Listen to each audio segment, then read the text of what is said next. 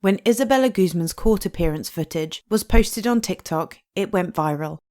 And Isabella was idolised for her looks and aesthetic by some impressionable social media users, and some even dressing up in orange jumpsuits and trying to copy her mannerisms and facial expressions. A large reason behind her newfound following was the fact that people couldn't quite believe that someone who looked like Isabella could commit the crime that she was being tried for.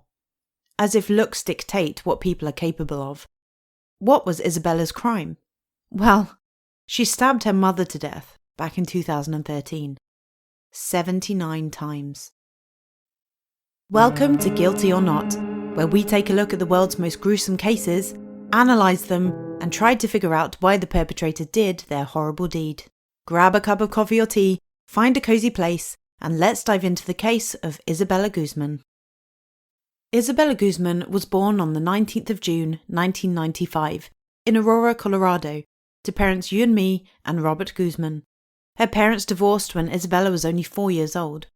Yunmi would remarry fairly shortly after to a man called Ryan Hoy. Isabella and Yunmi had a very strained relationship. Some reports suggest that this was due to money issues, namely Isabella not understanding that she couldn't get everything she wanted.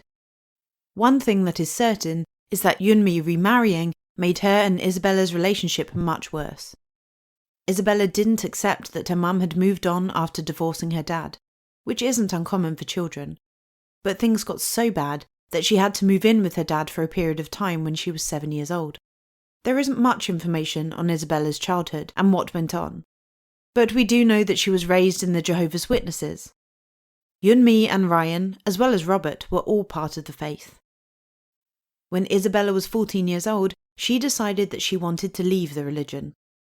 This was another factor that caused problems between her and her mother. The following years were tough, but went by relatively without incident. That was until 2013, however, when Isabella was now 18 years old. Tensions continued to rise over various issues, such as Isabella continuously bringing boys into the home, which was against the rules, and her wanting to drop out of school despite being very close to graduating. In August of that year, things began to escalate.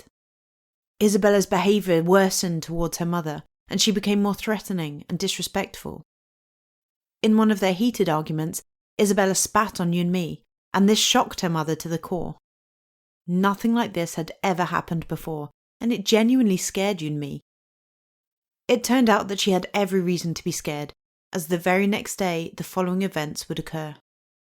On August the 28th, 2013, Yunmi was greeted by a threatening email from Isabella when she woke up that morning. It had read in part, quote, "You will pay," end quote. The fear that Yunmi felt the previous day only escalated, and despite initially not wanting to, Yunmi did call the police. They did come out and perform a welfare check on the home and also spoke to Isabella. They mentioned to her that at her age her mother was legally allowed to remove her from the home and that she should fix her behaviour towards Yunmi. Yunmi then went to work, and while she was there she called Robert and asked him to speak to Isabella. He did just that, and this is what he had to say about their conversation. Quote, "I went to talk to Isabella, and we sat down in the backyard looking at the trees and the animals, and I started to talk to her about the respect that people should have for their parents." End quote. Robert later said to 7 News, quote, "And I was trying to let her know that she should be obedient to her parents, not rebellious, and that she should try to listen more, and everything was going fine. In the conversation, I thought that I made progress, but obviously it didn't do nothing, because hours later this thing happened." End quote. The thing that Robert was referring to was the murder of Yunmi Hoy. Yunmi returned home about 9:30 p.m, and she decided to take a shower after briefly speaking to Ryan. She went upstairs to take her shower and left Ryan downstairs eating dinner. But then Ryan heard something strange. There was a thumping noise coming from the bathroom, and then Yunmi starts to call out his name.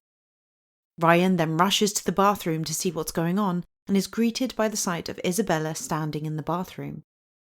Isabella quickly closed and locked the door before Ryan was able to keep it open.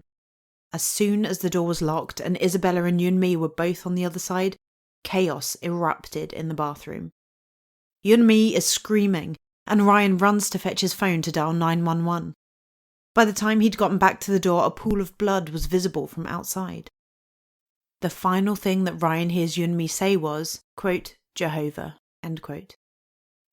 Everything falls silent, and then the door opens.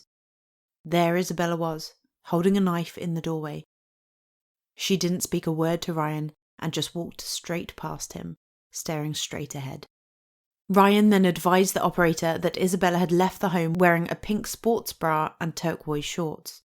She still had the knife with her and was covered in blood. What Ryan found inside was heartbreaking. Yunmi was lying naked on the bathroom floor, covered in blood. She had been stabbed 79 times, though some later reports suggest that the number was 151 times.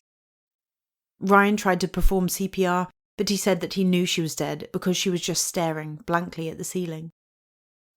Emergency services soon arrived on the scene, and they too saw Yunmi on the bathroom floor and observed a baseball bat next to her body.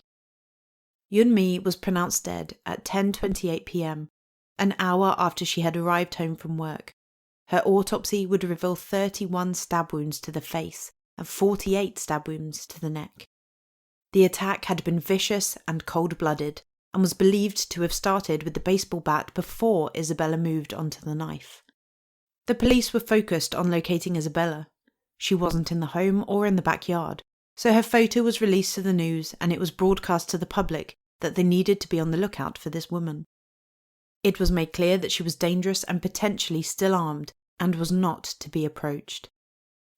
Police did try to track Isabella's cell phone, but she had turned it off at that stage, so that was a dead end. It wouldn't be long before Isabella was found. A member of the public called the police on August the 29th to report a possible dead body in a car parked in a parking garage. This person had spotted a person in a car who was covered in blood, but by the time police arrived, the body was gone. They searched the car and found some items that linked it to Isabella, which made them realise what they were looking at. It wasn't a dead body in the car. It had been Isabella sleeping. At around 2 p.m. that afternoon, Isabella was spotted near this car park and arrested. Isabella was supposed to be charged on the following Thursday morning, but she refused to exit her cell. So the judge had to push the court date back until the afternoon.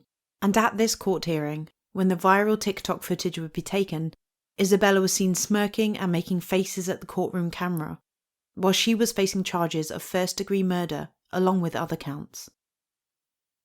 It was as if Isabella wasn't grasping the gravity of the situation.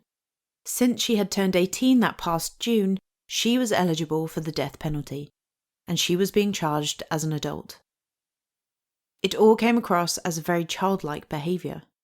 Isabella had been kept in jail and held without bond until her trial, which was set to take place in 2014, roughly a year after she had murdered her mother. Before this trial started, however, the defence submitted a request for a plea of not guilty by reason of insanity. This was after a medical examination had diagnosed Isabella with schizophrenia.